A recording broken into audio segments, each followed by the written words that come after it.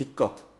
Bugungi videomiz sizning cho'ntagingizga bevosita ta'sir qiluvchi muhim bir mavzuga bag'ishlangan. Agar siz bu ma'lumotni bilmasangiz, davlatdan olishingiz mumkin bo'lgan jiddiy miqdordagi qo'shimcha yordam pulidan mahrum bo'lasiz. Bu shunchaki bir ogohlantirish emas, balki sizning moliyaviy ahvolingizni sezilarli darajada yaxshilashi mumkin bo'lgan hayotiy zaruratdir. Sizning oilangiz, farzandlaringiz va yaqinlaringiz uchun bugungi video juda muhim. Bu ma'lumot har bir O'zbekiston fuqarosiga tegishli. Ayniqsa farzandli oilalar, nogironligi bor shaxslar, kam ta'minlangan fuqarolar va nafaqaxo'rlar uchun. Ko'pchilik o'ziga tegishli pullarni shunchaki bilmaganligi yoki eskirgan ma'lumotlarga tayanganligi sababli ola olmayapti. Shoshiling. Hoziroq kanalimizga obuna bo'ling va videoga like bosing. Chunki har bir soniya, har bir to'lov muddati muhim. Bu video sizga qanday qilib o'z haqqingizni olishni o'rgatadi. Bugungi kunning asosiy muammosi shundaki, ko'plab fuqarolarimiz davlat tomonidan taqdim etiladigan ijtimoiy yordam, nafaqalar va kompensatsiyalarni olish tartibi o'zgargandan bexabar. Avvallari ba'zi turdagi to'lovlar va imtiyozlar deyarli avtomatik tarzda, ya'ni fuqaroning biror bir hujjat taqdim etishi yoki murojaat qilishi shart bo'lmagan holda amalga oshirilardi. Misol uchun, ma'lum bir yoshga yetgan shaxslarga pensiya tayinlash jarayoni ko'pincha idoralararo ma'lumot almashinuvi orqali sodir bo'lar edi. Ba'zi bolalar nafaqalari yoki kam ta'minlangan oilalarga yordamlar ham mahallalardagi faollar yoki ijtimoiy xizmatlar xodimlari tomonidan fuqarolarni proaktiv tarzda aniqlash va ularga tegishli hujjatlarni rasmiylashtirishda yordam berish orqali amalga oshirilgan holatlar mavjud edi. Ba'zan hatto aholi o'rtasida ular o'zlari bilishadi, agar tegishli bo'lsa berishadi degan noto'g'ri tushuncha ham keng tarqalgan edi. Bu holat garchi qulay bo'lsa-da, ba'zan byurokratik qiyinchiliklarga, ma'lumotlarning aniq emasligi yoki noto'g'ri maqsadga yo'naltirilgan xarajatlarga olib kelishi mumkin edi. Ammo hozir vaziyat butunlay o'zgardi. Davlatimiz ijtimoiy himoya tizimini yanada shaffof, adolatli va manzilli qilish maqsadida ko'plab jarayonlarni raqamlashtirdi va tartibga soldi. Endilikda aksariyat qo'shimcha to'lovlar, kompensatsiyalar va ijtimoiy yordam pullarini olish uchun siz shaxsan ariza bilan murojaat qilishingiz shart. Bu juda muhim o'zgarishdir. Davlat organlari sizning ehtiyojingizni yoki to'lovga haqli ekanligingizni o'z-o'zidan aniqlamaydi. Sizning murojaatingiz bu davlatga men yordamga muhtojman yoki menimga tegishli bo'lgan to'lovni talab qilaman degan rasmiy xabar. Agar siz ariza bermasangiz, bu to'lovlar sizning hisobingizga tushmaydi. Chunki davlat tizimi sizning arizangizsiz harakatga kelmaydi. Bu esa afsuski ko'plab oilalarning o'ziga tegishli bo'lgan yuz minglab, hatto millionlab so'm pullardan mahrum bo'lishiga olib kelmoqda. Odamlar ko'pincha menimcha ular o'zlari bilishadi va berishadi deb o'ylaydi. Yo'q, afsuski endi unday emas. Har bir fuqaro o'z huquqlarini bilishi va ulardan foydalanish uchun faollik ko'rsatishi kerak. Asosiy qismiga o'tamiz. Demak, siz bilishingiz kerak bo'lgan eng muhim narsa bu arizasiz to'lov yo'q tamoyili. Bu tamoyil davlat tomonidan taqdim etiladigan ijtimoiy qo'llab-quvvatlash tizimining asosiy sharti hisoblanadi. Sizning holatingiz va ehtiyojlaringizni aniqlash uchun davlatning ma'lumotlar bazasi mavjud bo'lsa-da, rasmiy murojaat bu sizning pul olishingiz uchun harakatlantiruvchi kuchdir. Kimlar ayniqsa xavotirda bo'lish kerak? Ya'ni kimlar albatta ariza berishlari kerak? Birinchidan, asror farzandli oilalar. Bu eng katta va eng ko'p sonli guruhlardan biri. Bolalar nafaqasi, ya'ni xalq tilida bolalar puli deb ataladigan moddiy yordamni olish uchun oilalar har doim rasmiy ariza bilan murojaat qilishlari shart. Bu to'lov oilaning umumiy daromadi qancha ekanligini hisobga olgan holda beriladi. Homiladorlik va tug'ish nafaqalari, bola parvarishi bo'yicha nafaqalar ham aynan shu toifaga kiradi. Ikkinchidan, asror kam ta'minlangan oilalar. Agar sizning oilangizda oylik daromad har bir oila a'zosiga belgilangan minimal miqdordan kam bo'lsa, siz moddiy yordam olish huquqiga egasiz. Bu nafaqat bir martalik yordam, balki muntazam ravishda beriladigan ijtimoiy qo'llab-quvvatlash bo'lishi ham mumkin. Bu holda ham sizning murojaatingiz juda muhimdir. Uchinchidan, asror nogironligi bor shaxslar. Nogironlik nafaqasi avtomatik tarzda tayinlanishi mumkin bo'lsa-da, tibbiy ijtimoiy ekspert komissiyasi TMI xulosasidan so'ng, ammo nogironligi bor shaxslarga beriladigan qo'shimcha imtiyozlar, kompensatsiyalar va davlat tomonidan kafolatlangan ayrim tibbiy yoki ijtimoiy xizmatlar uchun alohida arizalar talab qilinishi mumkin. Masalan, dori vositalar uchun kompensatsiyalar. sanatoriy kurort davolanishi uchun yo'llanmalar yoki maxsus transport vositalari uchun imtiyozlar aynan shunday to'lovlardandir. 4-dan asliq nafaqaxo'rlar asosiy pensiya tayinlanganidan keyin ham ba'zi bir qo'shimcha to'lovlar, masalan, yolg'iz nafaqaxo'rlarga parvarish uchun qo'shimcha to'lov, urush qatnashchilariga beriladigan qo'shimcha imtiyozlar va boshqalar mavjud bo'lib, ular uchun ham arza talab qilinishi mumkin. 5-dan astash ishsizlar rasmiy ishsizlik maqomiga ega bo'lish va ishsizlik nafaqasini olish uchun mehnat organlariga murojaat qilish va arza topshirish shart.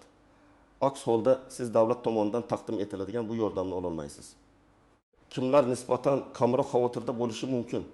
Ya'ni qaysi to'lovlar ko'proq avtomatik amalga oshiriladi. Bu asosan birinchi bor tayinlanadigan pensiyalar, ish staji va yosh bo'yicha yoki davlat tashkilotlarida ishlovchilarning ish haqi kabi to'lovlar. Ammo hatto pensiyani ham dastlabki tayinlash uchun ariza berish kerakligini unutmang. Keling, bir nechta aniq hayotiy misollar orqali vaziyatni tushuntiray. Bu misollar sizga vaziyatning jiddiyligini va harakat qilishning zarurligini ko'rsatadi. Astas misol 1. Bolalar puli kam ta'minlangan oilalarga bolalar nafaqasi. Tasavvur qiling, 4 kishilik oila. Ota-ona va 2 nafar 5 yoshli va 10 yoshli farzandlari bor. Otasi norasmiy ishda ishlab, oyiga 2 million so'm daromad topadi. Onasi esa uy bekasi. Oilaning umumiy daromadi har bir oila a'zosiga bo'lganda, deylik, belgilangan minimal daromad, masalan, 500 ming so'mdan ancha kam bo'ladi, hukumat qaroriga ko'ra. Oiladagi har bir bolaga oylik taxminan 200 ming so'mdan 225 ming so'mgacha bu miqdorlar doimiy o'zgarishi mumkin. Misol uchun keltirildi. Bolalar nafaqasi beriladi. Oldin ba'zida mahalla faollari bunday oilalarni aniqlab, ularga hujjatlarni tayyorlashda yordam berishadi. Hozir agar bu oila MyGov.uz portali orqali yoki Xalq banki filiallariga borib rasmiy ariza bermasa, bu oyga ariza bermasa, bu oyga 400 ming so'mdan 600 ming so'mgacha bo'lgan puldan mahrum bo'ladi. Yiliga bu degani 10 million 800 ming so'mdan 7 million 800 ming so'mgacha pulni shunchaki ariza bermaganligi uchun yo'qotadi. Bu miqdor albatta oilaning oziq-ovqat, kiyim-kechak yoki o'quv qurollariga bo'lgan ehtiyojini qondirishda juda katta yordam bo'lardi. Ariza bermaslikning oqibati oilaviy budjetga katta zarba. Asosiy misol 2. Moddiy yordam kam ta'minlangan oilalarga bir martalik yoki muntazam moddiy yordam aytaylik. 3 farzandli yolg'iz ona bor. Turmush o'rtog'i vafot etgan yoki ajrashgan. Ayolning doimiy ishi yo'q, vaqtinchalik ishlarda ishlab, bolalarni boqishga harakat qiladi. Uy ijarada va oila oylik ijara haqi, oziq-ovqat va maktab xarajatlarini qoplashda juda katta qiyinchiliklarga duch keladi. Oldin bunday oilalar ko'pincha mahalla komitetlari orqali aniqlanib, ro'yxatga olinar va ba'zida yordam ko'rsatilar edi. Hozir ayolning o'zi davlat xizmatlari markaziga DXM yoki MyGov.uz orqali ariza bilan murojaat qilishi shart. Ariza berilganida oilaning moddiy ahvoli o'rganiladi va ularga belgilangan miqdorda, masalan, bir martalik 2,5 million so'mdan 3 million so'mgacha yoki bir necha oy davomida muntazam moddiy yordam tayinlanishi mumkin. Agar ona bunday ariza bermasa, oila og'ir ahvolda qolaveradi. Qarzga botishi va hatto farzandlarining ta'lim olish imkoniyatlari cheklanishi mumkin. Bu pul oilaning minimum ehtiyojlarini qondirishda nihoyatda muhim rol o'ynaydi. Misol 3. Nogironligi bor shaxslarga qo'shimcha yordamlar. Bir shaxs avtohalokat natijasida nogironlikni qo'lga kiritdi. Unga nogironlik pensiyasi tayinlandi. Ammo u harakatlanishda yordam beruvchi maxsus vositalarga, masalan, nogironlar aravachasi, ba'zi turdagi dori-darmonlarga yoki protez ortopedik mahsulotlarga muhtoj oldin. Ba'zida bu qo'shimcha yordamlar nogironlikni tasdiqlovchi hujjat asosida avtomatik ravishda amalga oshirilgan yoki tamek xulosasi bilan birga ma'lumotlar almashinuvi orqali taqdim etilgan. Hozir garchi nogironlik pensiyasi avtomatik tayinlansa-da, maxsus vositalar, dori-darmonlar uchun kompensatsiyalar yoki sanatoriy kurort davolanishi uchun yo'llanmalar olish uchun alohida ariza berish talab qilinadi. Misol uchun, harakatlanish vositasiga 1 million so'm, muntazam dori vositalariga oyiga 300 ming so'm kompensatsiya ajratilishi mumkin. Agar u ariza bermasa, bu mablag'larni o'z cho'ntagidan qoplashga majbur bo'ladi. Bu esa nogironligi bor shaxsning oilaviy budjetiga sezilarli og'irlik tushiradi.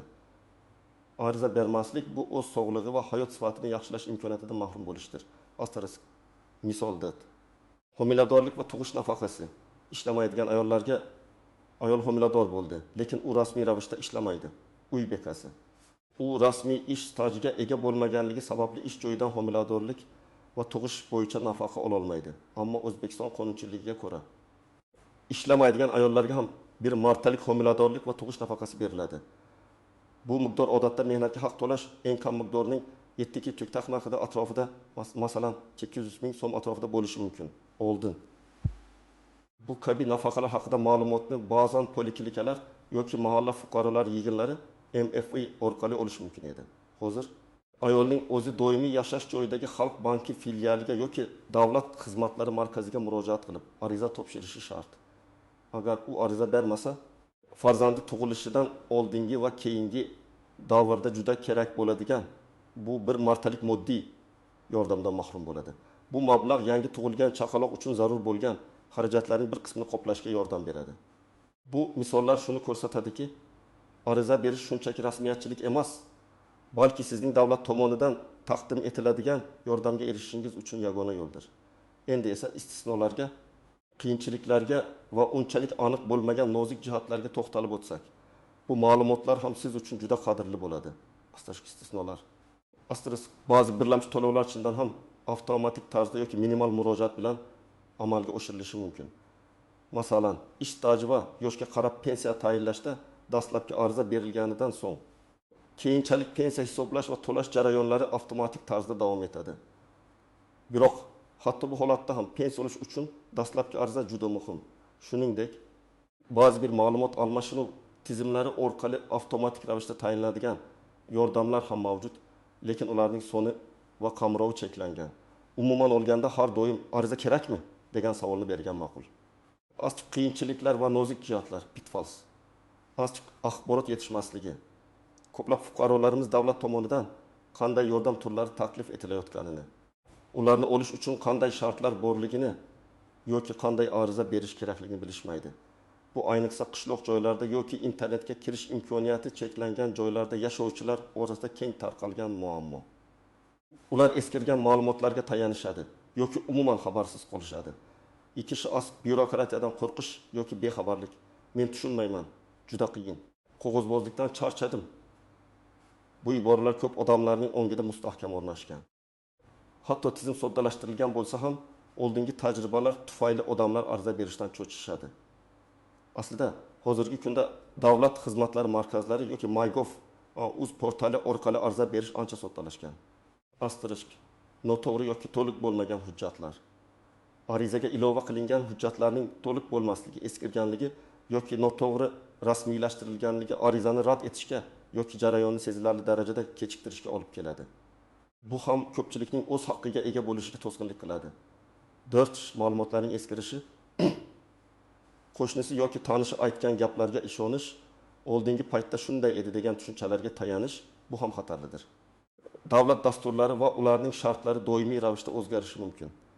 Faqat rasmiy manbalardan olingan ma'lumotlarga ishonish kerak. 5 asr raqamli tafovut. Hamma ham internetga ega emas yoki MyGov. Uz kabi onlayn platformalardan foydalanish uchun yetarli raqamli savodxonlikka ega emas. Bunday holatda davlat xizmatlari markazlari yoki Xalq banki filiallariga shaxsan murojaat qilish imkoniyatlari mavjud. Bu haqda aholiga yanada ko'proq ma'lumot berish zarur. 6 o'zingiz ariza bermasangiz hech kim eslatmaydi tamoyili. Bu eng muhim nuqtalardan biri. Davlat xizmatlari xodimlari sizning ehtiyojlaringizni bilmaydi va sizga shaxsan qo'ng'iroq qilib, sizga bolalar puli kerak emasmi deb so'ramaydi. Tashabbus sizdan chiqishi kerak. 7 asta muddatlarni o'tkazib yuborish. Ko'pgina to'lovlar uchun ariza berishning aniq muddatlari bor. Agar siz muddatni o'tkazib yuborsangiz, ko'pincha to'lovni retrospektiv tarzda, ya'ni o'tgan davrlar uchun olish imkoniyati bo'lmaydi. Masalan, bolalar puli uchun ariza berish har 6 oyda bir yangilanishi kerak. Agar siz 6 oy o'tgach 7 oyda ariza bersangiz, 6 oy uchun pulni yo'qotasiz. Bu esa sezilarli miqdordagi mablag'ni yo'qotishga olib keladi. Aslida unchalik aniq bo'lmagan nozik jihatlar. Mezonlarning o'zgarishi, ba'zi to'lovlar uchun belgilangan mezonlar, masalan, oila daromadi chegarasi, yosh chegarasi tez-tez o'zgarishi mumkin. O'tgan yili tegishli bo'lgan shartlar bu yil o'zgargan bo'lishi mumkin. Shuning uchun har safar ariza berishdan oldin amaldagi qoidalarni tekshirish muhimdir. Asosiy to'lov muddatlari. Asosiy ba'zi nafaqalar va yordamlar cheklangan muddatga, masalan, 6 oyga beriladi. Ushbu muddat tugagach qayta ariza berish talab etiladi. Agar qayta ariza berilmasa, to'lov avtomatik ravishda to'xtatiladi. Bu haqda ko'pchilik unutadi yoki bilmaydi. Asli daromadni hisoblash usullari, oilaning umumiy daromadini hisoblash murakkab jarayon bo'lishi mumkin. Faqat rasmiy ish haqi emas, balki boshqa manbalardan, masalan, ijara daromadi, chet eldan kelgan pul o'tkazmalari, norasmiy ishdagi daromadlar, olingan daromadlar ham hisobga olinishi mumkin. Ba'zida bu jarayonda fuqarolar tomonidan noto'g'ri ma'lumot berilishi ham uchraydi. Bu esa keyinchalik muammolarga olib kelishi mumkin. Mahalla qo'mitalarining roli. Mahalla fuqarolar yeginlari kam ta'minlangan oilalarga ijtimoiy yordam ko'rsatishda muhim rol o'ynaydi. Ular dastlabki maslahat berishlari, hujjatlarni to'plashda yordam berishlari va hatto ariza berishda tavsiya qilishlari mumkin. Lekin yakuniy ariza baribir fuqaroning o'zi tomonidan berilishi kerak. Mahallalar sizni ro'yxatga olgan bo'lishi mumkin. Ammo bu sizning arizasiz pul olishingizni anglatmaydi.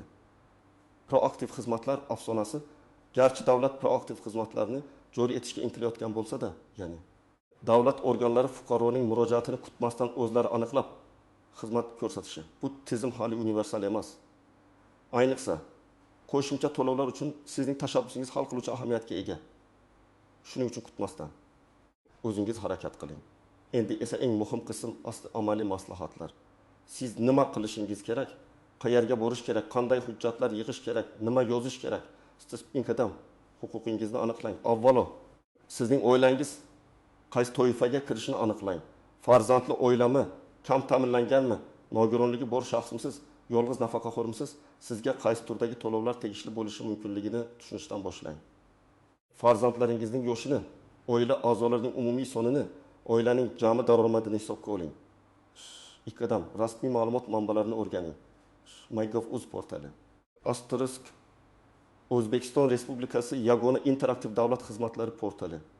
Bu yerda siz davlat tomonidan taqdim etiladigan barcha ijtimoiy xizmatlar, nafaqalar va kompensatsiyalar haqida batafsil ma'lumot topishingiz mumkin.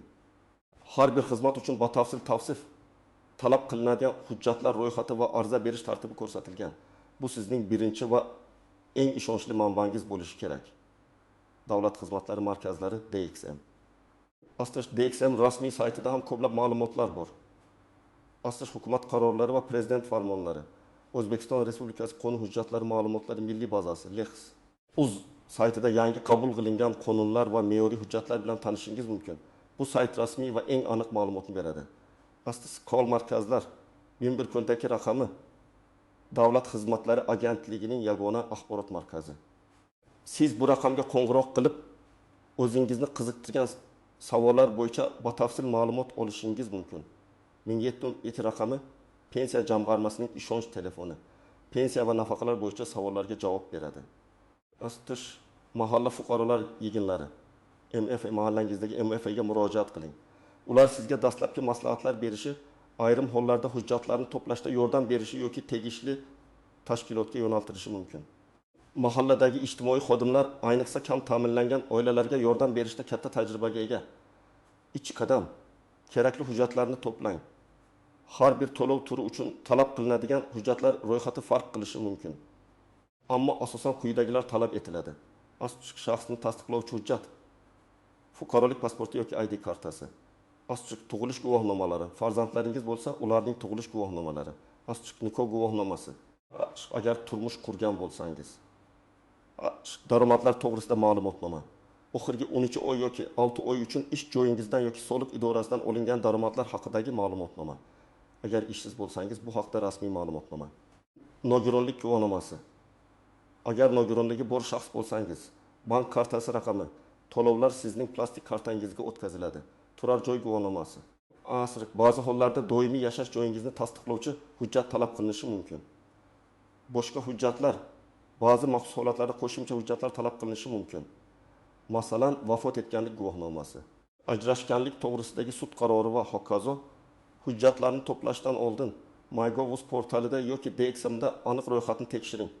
Ko'rqadam ariza berish usulini tanlang. Sizda bir nechta qulay ariza berish imkoniyatlari mavjud. Onlayn MyGov.uz portali orqali eng qulay va tezkor usul. Ro'yxatdan o'ting. Agar hali ro'yxatdan o'tmagan bo'lsangiz, elektron raqamli imzo yordamida yoki SMS orqali ro'yxatdan o'ting. Astush ijtimoiy himoya bo'limiga kiring va sizga kerakli xizmatni qidiring. Masalan, kam ta'minlangan oilalarga bolalar nafaqasi yoki moddiy yordam tayinlash asosida arizani to'ldiring. Onlayn formada diqqat bilan to'ldiring. Barcha kerakli maydonlarni to'g'ri va to'liq kiriting. Hujjatlarni yuklang. To'plagan hujjatlaringizning sifatli skanerlangan nusxalarini yoki fotosuratlarini yuklang. Arizani yuboring. Yuborish tugmasini bosishdan oldin barcha ma'lumotlarni qayta tekshiring. Afzalliklari 24/7 ishlaydi. Uydan chiqmasdan ariza berish mumkin. Navbat kutish shart emas. Offline davlat xizmatlari markazlari DXM orqali. Agar sizda internetga kirish imkoniyati bo'lmasa yoki onlayn ariza berishda qiynalsangiz, har qanday DXM filialiga murojaat qiling. DXM xodimlari sizga ariza shaklini to'ldirishda yordam beradi. Hujjatlaringizni qabul qilib oladi va tizimga kiritadi.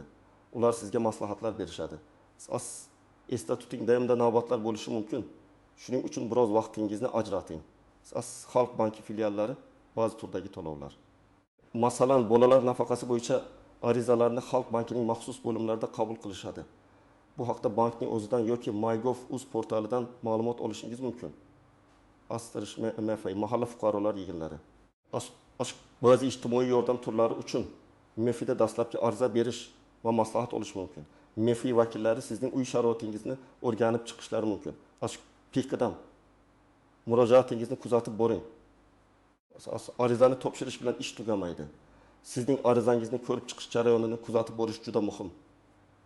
MyGov.uz agar onlayn ariza bergan bo'lsangiz, shaxsiy kabinetingizda arizangizning holatini tekshirib turishingiz mumkin. Uning ko'rib chiqilmoqda, rad etilgan yoki tasdiqlangan holatlarini ko'rasiz. DXM yoki call markaz. Agar offline ariza bergan bo'lsangiz, DXM ga borib yoki Bimbi kriptatsiya raqamiga qo'ng'iroq qilib arizangizning holati haqida so'rashingiz mumkin. Rad etilsa nima qilish kerak? Agar arizangiz rad etilsa, rad etilish sababini aniq bilib oling. Aksariyat hollarda sabab hujjatlardagi kamchiliklar, noto'g'ri ma'lumotlar yoki belgilangan mezonlarga mos kelmaslik bo'ladi. Kamchiliklarni bartaraf etib, arizani qayta topshirishingiz mumkin. Ba'zida esa agar siz rad etilishni asossiz deb hisoblasangiz, yuqori turuvchi tashkilotga shikoyat qilishingiz mumkin. Umumiy maslahat har qanday shubhali vaziyatda norasmiy manbalardan olingan ma'lumotlarga emas, balki faqatgina rasmiy manbalardan olingan ma'lumotlarga tayaning. Telefon orqali ham ma'lumot berishadi, lekin imkon bo'lsa yozma manbalar, veb-saytlar, hukumat qarorlari bilan tanishing. Esingizda bo'lsin. Davlat sizga yordam berishga tayyor, ammo ko'p hollarda siz bu yordamni so'rashingiz kerak. Davlat organlari sizning ahvolingizni va ehtiyojlaringizni o'z-o'zidan aniqlamaydi. Sizning faolligingiz, ma'lumotga ega bo'lishingiz va o'z huquqlaringizni talab qilishingiz natijasida siz o'zingizga tegishli bo'lgan qo'shimcha to'lovlarni, nafaqalarni va ijtimoiy yordamlarni olishingiz mumkin. Arizasiz hech qanday qo'shimcha to'lov yo'q. Bu videodagi ma'lumotlarni o'zingiz ham o'rganib chiqing, rasmiy manbalardan tasdiqlang va albatta harakat qiling. Agar bu video siz uchun foydali bo'lgan bo'lsa, unga like bosing, do'stlaringiz va yaqinlaringiz bilan ulashing. Zero bu ma'lumotlar kimningdir hayotini sezilarli darajada yaxshilashiga sabab bo'lishi mumkin. Kanalimizga obuna bo'lishni unutmang. Chunki biz doim sizning huquqlaringiz va imkoniyatlaringiz haqida muhim ma'lumotlarni berib boramiz. Pastdagi izohlarda o'z savollaringiz va fikrlaringizni qoldiring. Biz har biringizning fikringizga qiziqamiz va imkon qadar javob berishga harakat qilamiz. Keyingi videolarda ko'rishguncha